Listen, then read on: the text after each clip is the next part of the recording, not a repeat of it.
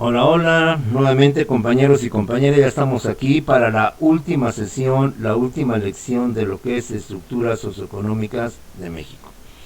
Con esto complementar el curso, esperando que tengas ya el conocimiento bien cimentado para la preparación a tu examen de lo que viene siendo el nivel de bachillerato y por fin obtener tu certificado de bachillerato.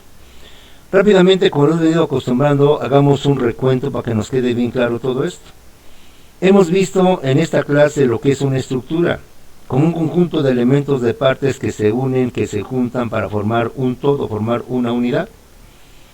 De esta manera hemos visto que las sociedades, los países también tienen su estructura, porque vivir en sociedad no es suficiente las buenas relaciones, la buena convivencia. Los seres humanos no hemos sabido vivir en sociedad y no sabemos comportarnos en sociedad. Bajo esa perspectiva, los seres humanos dentro de la sociedad tienen que crear instituciones, leyes, autoridades, empresas, organizaciones, para que a través de ellas las personas puedan sobrevivir y sobre todo puedan, por tanto, manejar y hacer funcionar lo que viene siendo una sociedad. Tenemos, por tanto, una estructura social, una estructura política, una estructura económica, partidos políticos, gobiernos, autoridades, empresas, negocios, comercios, fábricas, leyes, jueces y todo ese conjunto de elementos hacen que la sociedad funcione, formen un todo y permiten, por tanto, el desarrollo, el crecimiento de un país. De tal manera que conforme a sus estructuras política, económica y social, pues los países son desarrollados, Estados Unidos, Japón, lo que viene siendo Alemania, y los países subdesarrollados, como viene siendo México, todos los países latinoamericanos, africanos y una gran parte de los países asiáticos. ¿Qué es lo que caracteriza a estos países? Pues también ya lo vimos, al menos en el caso de México. Características sociales, características económicas y características políticas. Políticas, el alto índice de corrupción, compañeros, ¿sí? Sociales, pues lo que viene siendo la falta de cultura, y económicas, pues el déficit presupuestario que tenemos, la deuda externa que tenemos en México. Por eso, compañeros, a partir de 1940 empezamos a hacer un análisis de cómo los diversos gobiernos han creado modelos, políticas, con el fin de mejorar o al menos de procurar un mayor desarrollo y un mayor crecimiento económico. A veces ha sido positivo, a veces ha sido negativo, a veces ha beneficiado y a veces no ha beneficiado a la sociedad. Entender, por tanto, este proceso, estos cambios que da la sociedad, es justamente la intención de nuestra materia de estructuras económicas. Vimos en una forma lo que es el desarrollo de sustitución de portaciones con Manuel Ávila Camacho y con Miguel Alemán Valdés.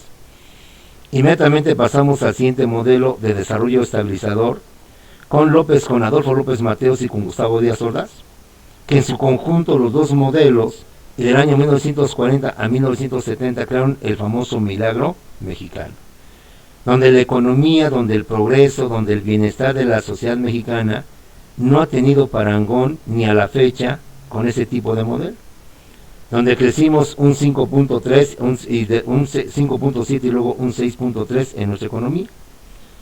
Viene después de que se agotaron estos modelos, para bien o para mal, el modelo de desarrollo compartido con José López Portillo y con Luis Echeverría Álvarez, donde el Estado interviene en la economía, en donde el gobierno sigue invirtiendo en obra pública, en servicios públicos, y donde el gobierno sobre todo incrementa su actividad en empresas paraestatales, en empresas que como nunca había adquirido, bajo la política de mantener los empleos, de evitar los cierres y solventar lo que viene siendo la economía.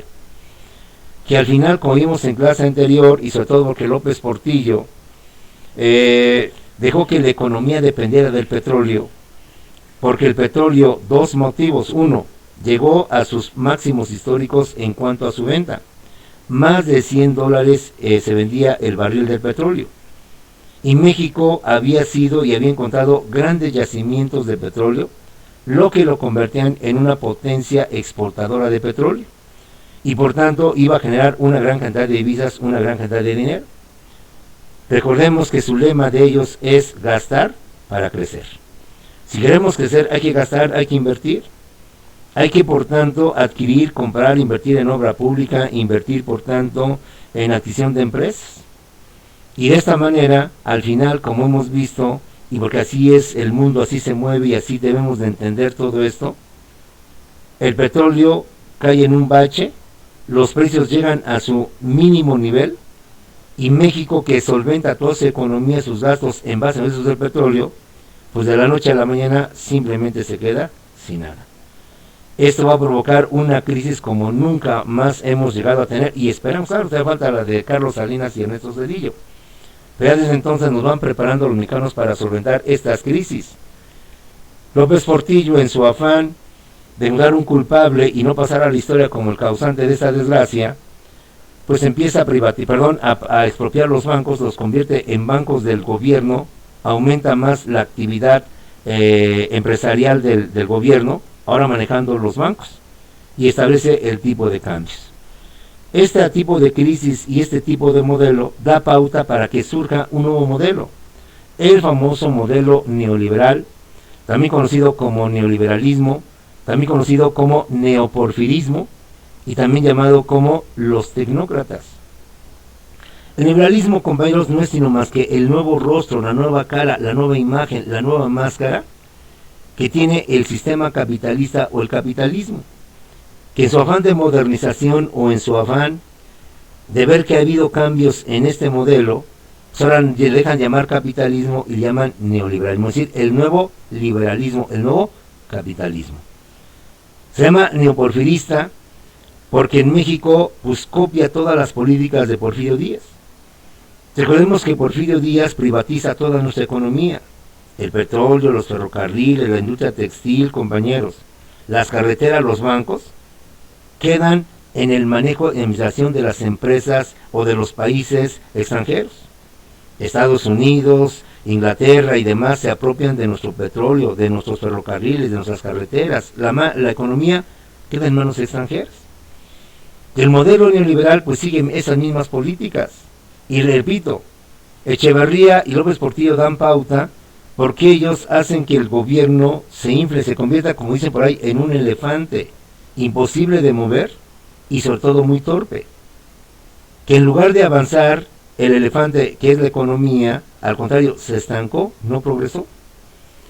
¿Quiénes son los presidentes neoliberales o presidentes tecnócratas, compañeros? Son 6, es el modelo que más ha durado, que más se ha mantenido en nuestro país. Porque el modelo de extensión de importaciones pues duró con 2 presidentes, es decir, lo que viene siendo 12 años. El de desarrollo establecedor duró con otros 12 años. En cambio, este duró con 6 presidentes y por tanto duró durante casi 36 años.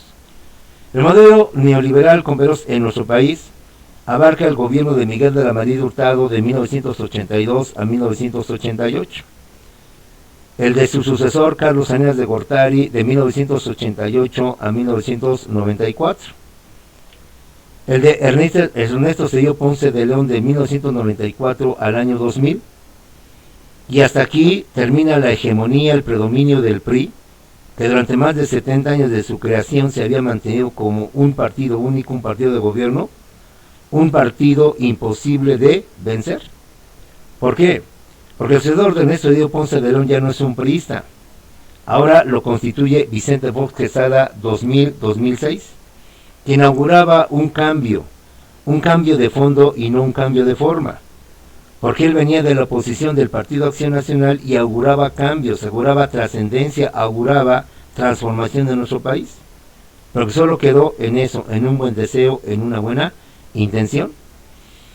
El siguiente gobierno neoliberal o presidente neoliberal es Felipe Calderón Hinojosa, que es presidente del 2006 al 2012. Y este periodo, para algunos de pesadilla, para unos de retroceso y para otros pues de progreso, es Enrique Peña Nieto, presidente de México del año 2012 al año 2018. Y así como inició en el 82 con Miguel de la Madrid, termina en el 2018 con Enrique Peña Nieto. El modelo neoliberal, compañeros, se estableció en el mundo en los años 80 principalmente debido a 2 presidentes. Ronald Reagan de Estados Unidos, que en aquel tiempo era, que establece ese modelo económico en su país y que después en todos los países capitalistas y en todo el mundo se implanta. Pero a su vez tiene también otra persona que impulsa este modelo, que es Margaret Thatcher, la entonces ministra del gobierno británico de Inglaterra. Y Margaret Thatcher, conocida como la famosa canciller de hierro, ellos hacen el dúo o la dupla a nivel internacional para establecer y crear el nuevo modelo neoliberal, que hasta la fecha se mantiene en algunos países, que en México ya cayó y que al menos sigue permeando en la mayor parte del mundo. El neoliberalismo, vuelvo a repetir, compañeros, no es sino más que el nuevo capitalismo, el nuevo rostro, la nueva cara, lo que representa el capitalismo, pero para darle un nuevo término y hacer lo que se ha renovado, que ha cambiado, lo llamamos simplemente neoliberalismo, compañeros, que es el nuevo capitalismo. ¿Cuáles son sus principios? ¿Cuáles son sus principios económicos y cuáles son los postulados o los objetivos del famoso modelo neoliberal? El modelo neoliberal tiene por objeto privatizar con el sector público, acabar con el sector público, y para tal efecto inicia el proceso de venta, de desaparición de todo el sector paraestatal. El argumento de ellos es muy fácil. Lo dijimos más o menos a manera de introducción al final de la lección 4. En un sentido de lógica común nos decían: México no tiene progreso, no tiene desarrollo. México ha entrado en profundas crisis porque los gobiernos populistas han invertido mucho dinero en el sector de adquirir empresas y empresas. Ese dinero es dinero tirado a la basura, porque ese dinero que el gobierno tiene lo hace para pagar nómina, para pagar mantenimiento, para pagar todo lo necesario que es el funcionamiento de una empresa. Si ese dinero que destinamos a pagar la nómina de los empleados de las empresas del gobierno, al mantenimiento de esas mismas empresas, lo utilizamos para impulsar la economía, para impulsar los sectores empresariales de nuestro país, etcétera, etcétera, entonces el dinero va a ser benéfico para el pueblo, va a ser benéfico para el país. Aparentemente su lógica era muy correcta. De esta manera ellos decían: si vendemos todo el sector paraestatal, como lo hemos visto en aquel tiempo, eran cerca de 500 empresas, hacían números alegres. El gobierno va a obtener una fuerte cantidad de dinero, máxima que entre las ventas que iba a vender, pues estaban Telmex. Como lo hemos visto, Telmex originalmente era una empresa pública, empresa de gobierno. Estaba AMSA, Altos Hornos de México. Estaba Pemex, estaba la Comisión Federal de Electricidad. Incluso también se llegó a hablar en los tiempos recientes del neoliberalismo de que la UNAM y el Politécnico también podían, o mejor dicho, también debían de venderse. Y se hacían números alegres. Si hacemos que la UNAM y el Poli sean empresas privadas, es obvio que van a generar mucha riqueza, sí, pero riqueza para los que queden al cargo de esa empresa. Si vendemos todo el sector público, entonces el gobierno tendrá ingresos que podrá destinar justamente a lo que es seguridad, paz, tranquilidad, orden, justicia y demás tipos de situaciones. En pocas palabras, el neoliberalismo es acabar con el sector público, hacer que el gobierno o que el Estado de forma clara no intervenga por ningún motivo en la economía, en la producción de un país. Y para que el gobierno o el Estado no intervenga en la economía de un país, pues hay que quitarle el sector paraestatal, hay que quitarle sus empresas. Porque esas empresas deben de manejarla el sector privado. Eso es neoliberalismo en su esencia. Convertir el sector público en sector privado. Y hacer que todo lo que maneja el Estado, gasolina, agua, petróleo, teléfono, educación, etcétera, quede en manos privadas. Aquí el problema es que el sector público lo hace para beneficio de la sociedad. El sector privado lo va a hacer, pero con un interés lucrativo, con un interés de ganancia.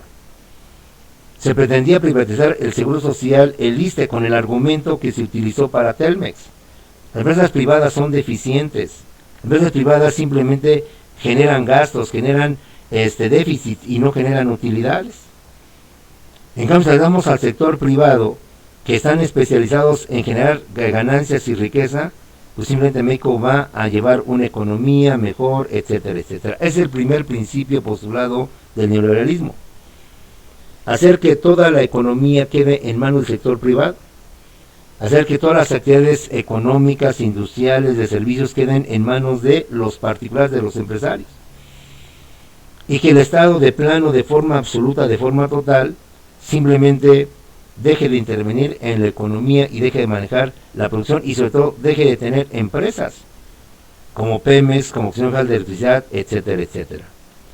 El segundo gran postulado del neoliberalismo es que todo esto va a ser benéfico solamente para el empresario y para el gobierno, porque el neoliberalismo es favorecer a las minorías como el porfiriato. Solo un grupo selecto de gente, los grandes empresarios, los grandes consorcios, los grandes corporativos nacionales e internacionales son los beneficiados, son las ganancias.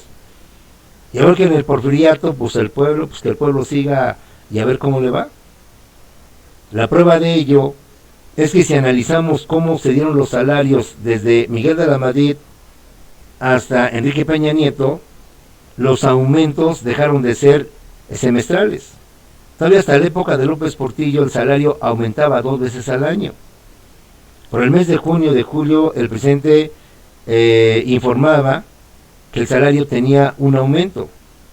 Y para diciembre el salario, otra vez el presidente informaba que tenía otro aumento. Es decir, durante los regímenes anteriores al neoliberalismo, el salario mínimo aumentaba 2 veces al año, con el afán de mantener más o menos el equilibrio con la inflación y con el afán de que el poder adquisitivo de la moneda no se deteriorara, y el pueblo mexicano pues pudiera adquirir al menos lo básico, lo esencial.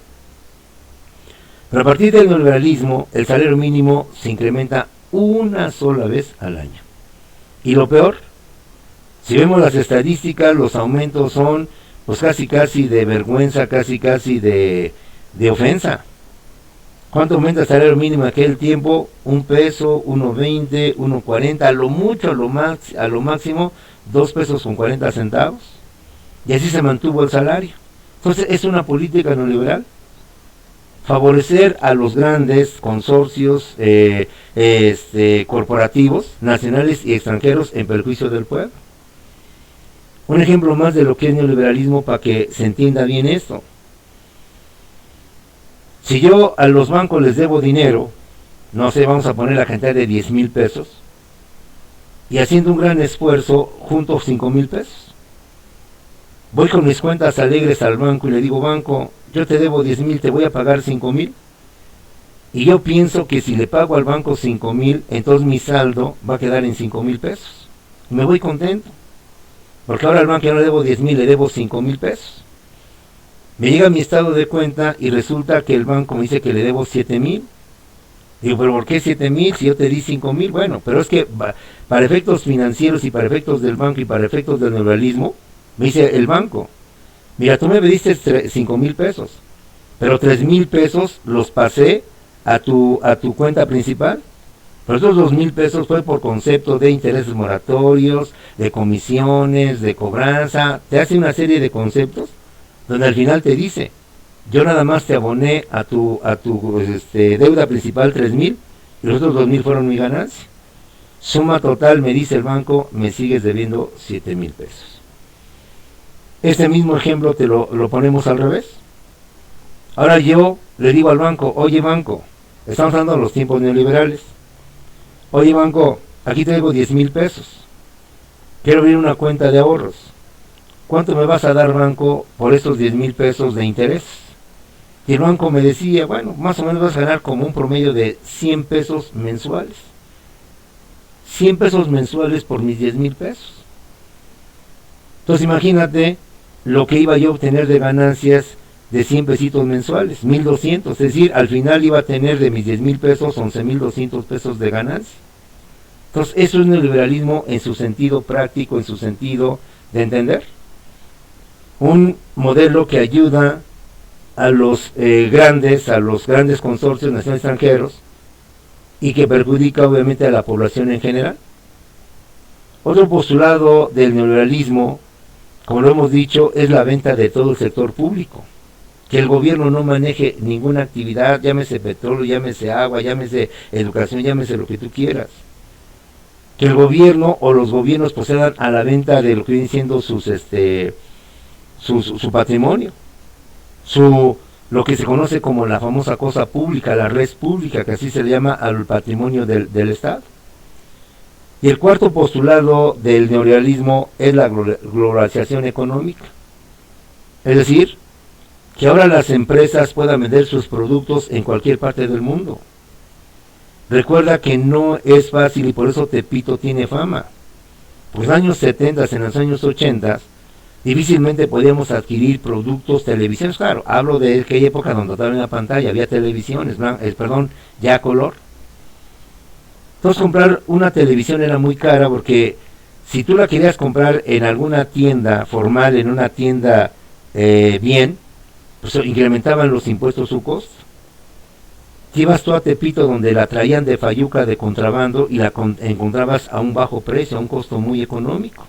Por eso Tepito se hizo también famoso por su comercio de contrabando, por su comercio sin permiso, y de esa manera los mexicanos podíamos obtener productos extranjeros a muy bajo precio, muy bajo costo. Entonces el neoliberalismo viene a implantar la globalización económica, es decir, la apertura comercial entre los países, para que los países puedan vender sus productos en cualquier parte del mundo, sin tener que pagar impuestos, aranceles y sin que les prohíban la venta de ese producto. De esa manera el neoliberalismo ensancha la productividad, las ganancias de las empresas para que puedan vender en todo el mundo lo que viene siendo su producto, evitando que los países establezcan políticas proteccionistas como lo vimos con Echeverría, como lo vimos con otros presidentes, que para evitar que el producto extranjero compitiera con el producto mexicano y el producto mexicano no se comprara sino el extranjero, le creaban aranceles, impuestos para hacer el producto extranjero más caro. El neoliberalismo y la opción económica tiene por objeto eso, acabar con ese proteccionismo y con los aranceles. Permitir que el comercio fluya libremente, permitir que el comercio entre países, entre naciones sea libre. Y así como vendemos nosotros en nuestro país cualquier producto, pues así también Estados Unidos pueda vender en México, México pueda vender en cualquier parte del mundo sus productos, todo está bien. Pero recuerda que nosotros industrialmente, comercialmente, estamos muy atrasados en cuanto a las potencias extranjeras. Ellos tienen más que vendernos y nosotros tenemos más que comprar. Nosotros tenemos menos que vender y ellos tienen menos que comprar. Y me explico con lo que vimos ya en clase anterior, la famosa tecnología. Somos nosotros los que necesitamos más de su tecnología, somos los que necesitamos más de sus celulares, de sus aplicaciones, de todo lo que es tecnología. Y por tanto somos consumidores al 100% de esa tecnología. Ellos por tanto son productores y exportadores de esa tecnología. Las ganancias no son para México, las ganancias son para ellos. Y esto implica por tanto que los países sigan siendo más potencia. Los países subdesarrollados se sigan, por tanto, sumiendo más en su dependencia, sigan sumiendo más en su carácter de subdesarrollado, por no generar tecnología propia, por no generar un comercio que se base en exportaciones y no en importaciones. Porque al final, como lo hemos visto en estas clases, las exportaciones te generan a ti riqueza, te generan dinero. Y ahora las importaciones te implican gasto, comprar, llevar tu dinero para que allá se quede y por tanto aumente pues las finanzas de los gobiernos. Esto a grandes rasgos viene siendo el famoso neoliberalismo. Es decir, lo que viene siendo el libre comercio, lo que viene siendo un comercio internacional sin barreras, sin medidas proteccionistas para que todos los países puedan vender sus productos en cualquier parte del mundo. Y con esto se incrementan los consorcios, las empresas. Por eso es fácilmente entender por qué ahorita en México, al menos el sector bancario, y esto hay que tenerlo muy presente, pues todo gracias a los gobiernos neoliberales está en manos de empresas extranjeras. O sea, lo que me hagas ver mi error, solo un banco Banorte es el único banco de capital mexicano. Hablo de los bancos fuertes, porque vuelvo a repetir, los bancos como son Banco Azteca, Banca Coppel, son los bancos hogareños, los bancos, dicen por ahí los bancos de monedero, los bancos chiquitos. Los fuertes, pues ya los vimos, son Bancomer, son Banamex, son los que tienen fuertes sumas, invierten fuertes sumas en todo proyecto. El segundo postulado es que hay que enriquecer al sector privado, hay que darle mayor dinero al empresario privado a costa de los bienes públicos, a costa de los servicios públicos. de tal manera que todo lo que en un momento determinado manejaba el Estado, como son la telefonía, los ferrocarriles, las carreteras, los bancos, la economía, pues los sectores estratégicos, ahora pasen al poder del particular, y como lo hemos visto, mete lo que significaría que se privatizara la UNAM o se privatizara el Politécnico, mete lo que significaría que se privatizara el Seguro Social. Por eso no es nada raro que quisieran privatizar el agua o la luz.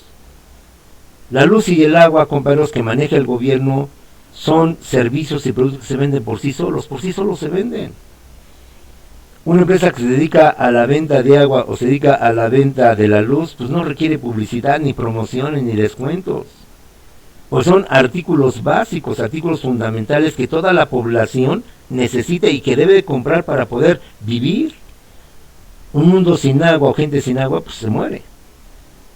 En términos actuales, con la tecnología, con la dependencia que tenemos de los celulares, la dependencia que tenemos de las pantallas y todo eso, sin luz, pues imagínate.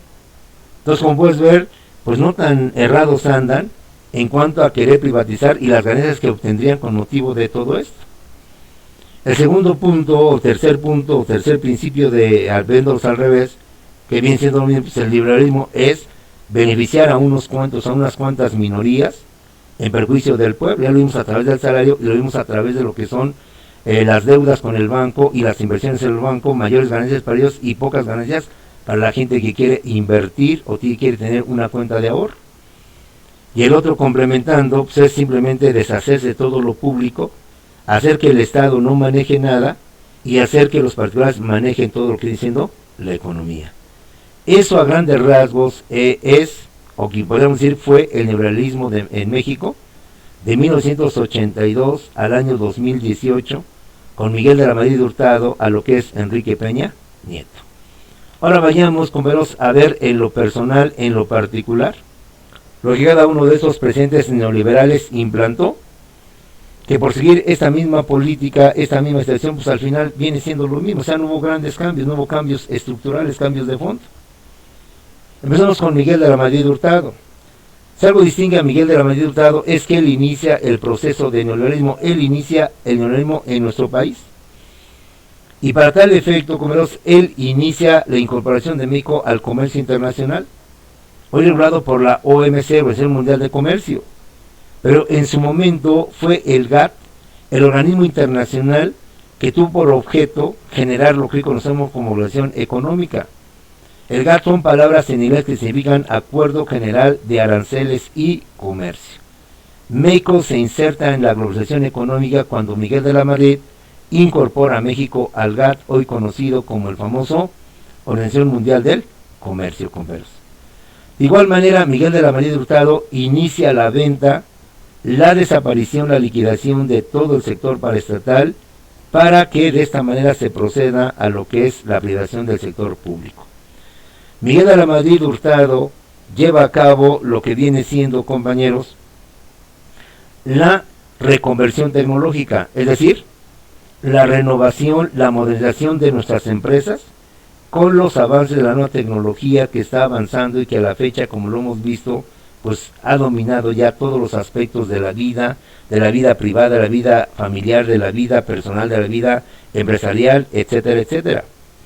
Él inició un programa de renovación moral tendiente a acabar con la famosa corrupción en el gobierno, pero nada más fue un intento o una campaña que no se logró a grandes rasgos. Con él se comete el primer fraude electoral porque se supone que Salinas llega a la presidencia precisamente con motivo de esa situación. El segundo presidente, también lo que pasó con Miguel de la Madrid fueron los terremotos, los sismos del 85, donde se hizo ver que el gobierno fue insensible ante esta tragedia, pues tardó mucho en reaccionar, mucho en tratar de responder ante este fenómeno que causó muchas víctimas y muchas muertes. El siguiente presidente que ocupa neoliberal es Carlos Salinas de Gortari. De hecho, él es el que consolida el neoliberalismo. De hecho, se dice que él es el autor intelectual del neoliberalismo, que él en esencia en los tiempos de Miguel de la Madrid lo movió, porque él era el secretario de Programación y Presupuesto, tarea que ha desaparecido, y que él por tanto movía el dinero, y que él hizo la forma para que Miguel de la Madrid lo dejara como su sucesor. Y Carlos Salinas de Gortari consolida el neoliberalismo cuando procede a las ventas de Teléfonos de México a Carlos Slim, la venta de Imevisión, la televisión del Estado, para formar lo que viene siendo ni más ni menos que TV Azteca. Vende también la industria azucarera, vende Fertimex, y él reprivatiza los bancos. Lo que había hecho López Portillo de nacionalizarlos, ahora Carlos Salinas lo regresa a los particulares y los reprivatiza y los convierte nuevamente en empresas completamente privadas.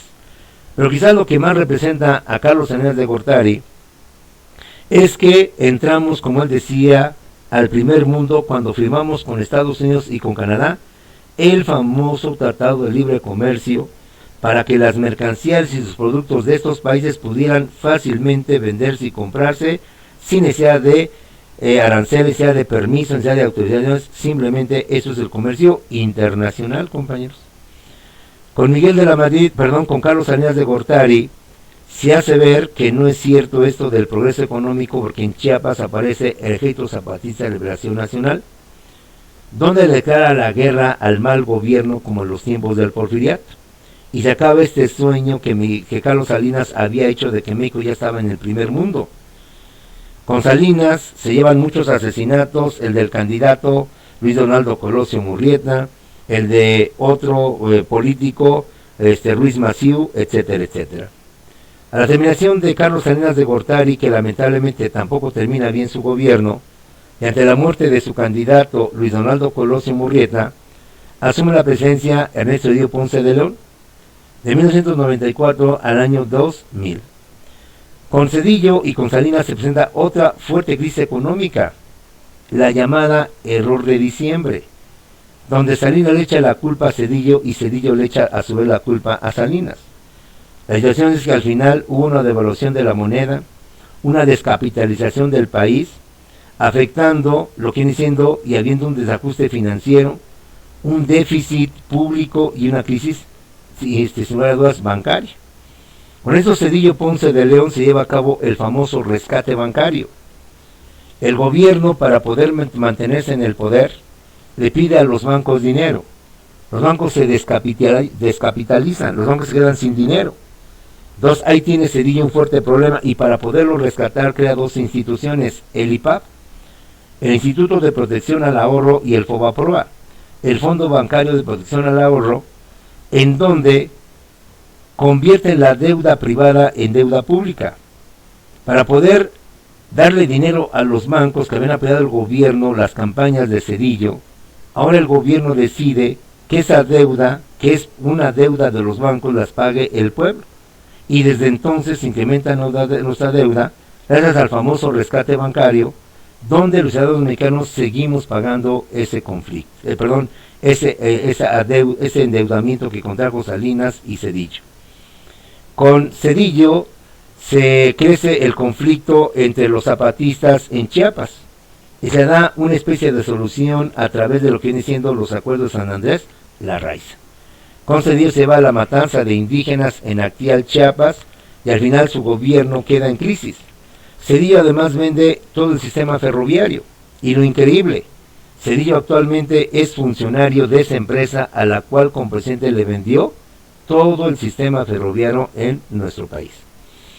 El siguiente presidente es Vicente Fox Quesada, de quien se manejaron muchas expectativas y se previó grandes cambios y grandes beneficios al país, precisamente por cambiar de un régimen priista a un régimen panista. Y lo único que podemos decir de Vicente Fox Quesada es que nos crea la AFI, la Agencia Federal de Investigaciones, porque ya desde entonces el crimen organizado, los cárteles asomaban la cabeza y ya se vislumbraba el peligro que implicaba este tipo de situaciones en narcotráfico. Él crea esta agencia con la intención de acabar con estos cárteles, con la intención de acabar con esta delincuencia organizada. De igual manera crea un programa llamado Enciclomedia, cuyo objetivo era modernizar, actualizar la educación con las nuevas tecnologías, de tal manera que todas las escuelas primarias a nivel nacional tuvieran lo que venía siendo un pizarrón electrónico, haciendo la educación más didáctica, más dinámica, en donde el alumno y el maestro aprovecharan esa tecnología para que en ese pizarrón no solo se anotaran los conceptos de definiciones, sino se tuviera poder ver, como lo hacemos ahora en las pantallas, conectarnos a internet, conectarnos a a Google, conectarnos a lo que viene siendo YouTube, ver videos, ver reportajes, artículos, todo lo que implica una computadora llamada un pizarrón electrónico enciclomedia. No se logró, no se consumó, y se dice por ahí que el presidente Fox se quedó con todos los recursos de la enciclomedia, compañeros, ¿sale? De igual manera, recordemos que con él se dio el conflicto del aeropuerto internacional. Ya desde entonces se pensaba crear el famoso aeropuerto internacional en lo que es Texcoco. Y uno de los poblados que iba a ser afectado, que era San Mateo Atenco, se creó ahí una trifulca y una represión en contra de este gobierno, por parte de ese gobierno, perdón. También se dice que en Vicente Fox otra vez los precios del petróleo llegaron a números históricos, volvieron a rebasar el barril de petróleo los $100. Y se dice que con los ingresos que México vendió de petróleo, bien pudo pagar su deuda externa, o al menos más de la mitad de la deuda externa. Y sin embargo no lo hizo, y muchos políticos o politólogos, perdón, se preguntan, ¿dónde quedó ese dinero que se obtuvo con motivo de la venta del petróleo? Siguiente presidente neoliberal es otro panista, Felipe Calderón Hinojosa. En lo más trascendental de Felipe Calderón Hinojosa es, con el ánimo de ganarse a la gente, porque también se sospecha de un fraude electoral, de que no ganó a la buena, de que además su toma de posesión duró nada más 30 segundos, increíblemente un presidente toma nuevamente la presidencia, pero durante 30 segundos, declara la guerra al narcotráfico. Y con eso se inicia una lucha entre el gobierno mexicano a través del ejército con los narcotraficantes, cuyas secuelas, muertes y demás las seguimos padeciendo, las seguimos viviendo, y que a la fecha no se ha logrado acabar con esa lacra, con ese cáncer social, que son las bandas criminales narcotraficantes, la venta de estupefacientes. Algo también de destacar es que a Felipe Calderón le tocó celebrar los 100 años de la Revolución Mexicana, 1910, y los 200 años de la independencia de México, 1810. Y como ejemplo de eso, pues nos dejó una obra inconclusa, una obra que más bien es el momento de la corrupción, que es la famosa Estela de Luz, para festejar y conmemorar lo que venía siendo este centenario y bicentenario, que no es sino más que el reflejo de un gobierno que también, según dicen, cayó en la corrupción y cayó en lo que viene siendo este tipo de característica propia de un país subdesarrollado. Por último, y termina para unos esta pesadilla, para otros este mundo mágico, neoliberalismo con Enrique Peña Nieto. La nota central de Enrique Peña Nieto, como lo vimos, es privatizar las famosas reformas estructurales, hacer que el petróleo quedara ya en particulares. No lo logró, no lo pudo hacer, pero la idea de de Peña Nieto era que el petróleo desapareciera Pemex, y Pemex se convirtiera o en una empresa extranjera, o bien una empresa extranjera manejara completamente lo que fuera el petróleo. Enrique Peña Nieto también manejó como política pues lograr que la educación pública se privatizara, que todas las escuelas primarias y secundarias no fueran manejadas por el sector público, que el sector privado las manejara. Enrique Peña Nieto, con motivo del neoliberalismo, facilitó las políticas a favor del empresario, a favor del patrón y en contra del trabajador. Desaparece la prima de antigüedad, desaparece la famosa conjunto de prestaciones de lo que viene siendo la pensión o la jubilación. Se crean las famosas AFORES, para que las AFORES, instituciones privadas, manejen los miles y millones de pesos que implica las cuotas obreros patronales con motivo de la pensión de los trabajadores. Y que se dice que así como van el nuevo régimen, posiblemente cuando se jubilen las nuevas generaciones, pues con lo que se tiene planeado, previsto, van a quedar pues casi peor que lo que ahorita los del régimen anterior tenían.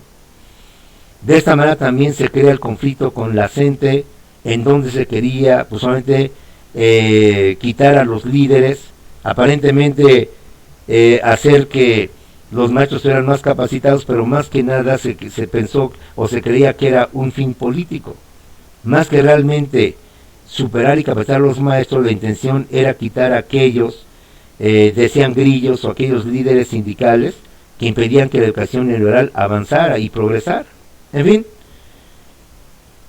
Enrique Peña Nieto se quedó corto en las reformas estructurales. Lo que sí lograron todos ellos es lo que hoy estamos insertos en el Tratado de Libre Comercio, que hoy en este gobierno se actualizó con el famoso TEMEC. Solo el tiempo dirá, compañeros, si el neoliberalismo fue bueno o malo. Solo el tiempo dirá que el nuevo modelo que está aplicando el nuevo presidente realmente es mejor que los anteriores, y solo el tiempo dirá si realmente este nuevo gobierno, a diferencia de los neoliberales, traerá mayor progreso, o a lo mejor será peor que los gobiernos liberales, y si los neoliberales ahora algún día regresan otra vez al gobierno e inician con este tipo de políticas. Ya ahorita ya conoces todo esto. Me dio mucho gusto en tratarte, en conocerte. Terminamos nuestro curso de estructuras socioeconómicas, esperando no solo CETEC, sino también en lo personal, que hayas aprendido esta materia, y te dejo con tu examen de autoevaluación para que puedas capacitarte y presentar un excelente examen y poderte ver en tus manos tu certificado que tanto anhelas de bachillerato. Gusto y hasta la próxima, compañeros y compañeras.